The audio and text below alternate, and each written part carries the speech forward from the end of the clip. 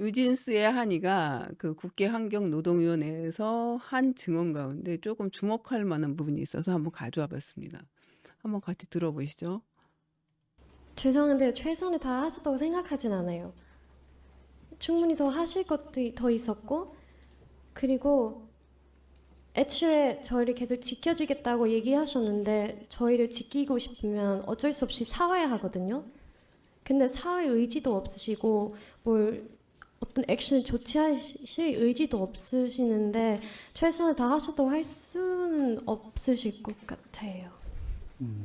이제 말의 요지는 이제 이런 거였어요. 이제 김주영 대표가 자기가 이제 최선을 다했지만 제대로 되지 않았다. 뭐 그런 식의 이제 발언을 하니까 죄송한데 최선을 다했다고 생각하지 않아요. 이제 김주영 대표한테 한 얘기죠. 충분히 하실 것도 더 있었고 그리고 뭐 그럴 의지도 없어 보였다. 그리고 애초에 저희를 계속 지켜주겠다고 하셨는데 저희를 지키고 싶으면 어쩔 수 없이 싸워야 하거든요.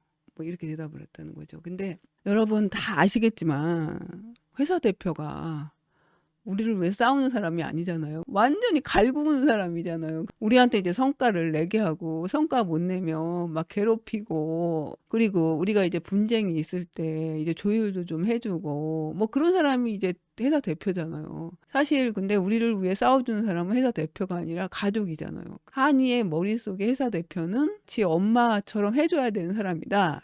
이렇게 굳게 믿고 있다는 거죠. 네, 다른 발언 한번 더 들어볼게요. 그렇다면 회사가 정말 싫어한다면 뭐 때문에 회사가 싫어한다고 생각하시나요?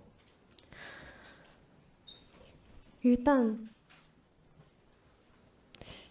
저희는 이제 다른 길로 데뷔를 했기 때문에 그 원래 있는 그 굳이 말해야 되면 원래 있는 그 회사에 정해진 길이 있거든요. 근데 저희는 좀 다르게 데뷔했고 그리고 이제 잘 돼서 자꾸 저희를 이제 낮추려고 하신 행동이라고 생각을 합니다. 그래서 회사 저희를 싫어한다는 생각이 든 이유가 그거예요. 이제 말이 약간 조금 어눌해서 잘 이해가 안 가는 부분이 있어서 다시 한번 뜯어볼게요. 일단 저희는 이제 다른 길로 데뷔를 했기 때문에 원래 있던 회사에 길이 정해져 있거든요. 근데 원래 있던 회사가 아마 소스뮤직을 얘기하는 것 같아요. 그리고 우리는 좀 다르게 데뷔했고 그리고 잘 돼서 그러니까 다르게 데뷔했다. 이게 어도를 설립해서 거기서 데뷔했다. 이 말인 것 같아요. 그리고 잘 돼서 자꾸 저희를 낮추려고 하신 행동이라고 생각을 합니다. 잘 됐는데 왜 낮추냐고. 그리고 회사는 인간이 아닌데 싫어하고 좋아하고가 없잖아요. 그러니까 회사라기보다는 이제 방시혁이 저희가 저희를 싫어한다는 생각이 드는 이유가 그거예요. 그러니까 이제 이 말의 요지는 저희가 잘 돼서 방시혁이 저희를 싫어한다는 생각이 드는 거예요. 이 말이에요, 결국. 그러니까 한이는 무슨 얘기냐면 어도가 하이브에 소속돼 있긴 하지만 실질적으로는 전혀 다른 회사다 이렇게 생각하고 있고 그리고 자기네 회사가 잘 되고 나니까 하이브가 배가 아파서 우리를 괴롭히고 있다 이렇게 보고 있다는 거예요. 네, 한이의 심리를 제가 이제 도표로 한번 이제 그려봤거든요. 민희진하고 아빠가 있고 그리고 김주현 대표가 있는 거예요.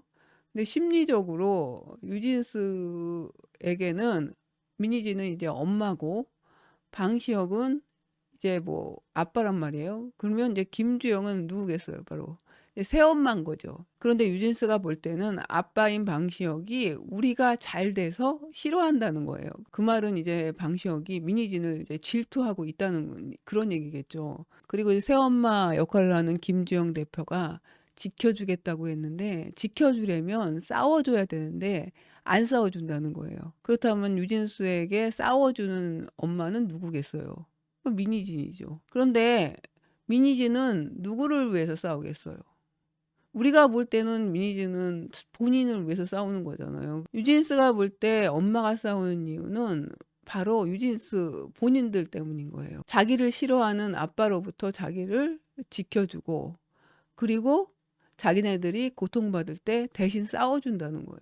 근데 제가 궁금했던 게 하나 있었는데 유진 씨는 방시혁 의장을 한 번이라도 만나본 적이 있을까요? 한 번도 만나본 적이 없을 거예요.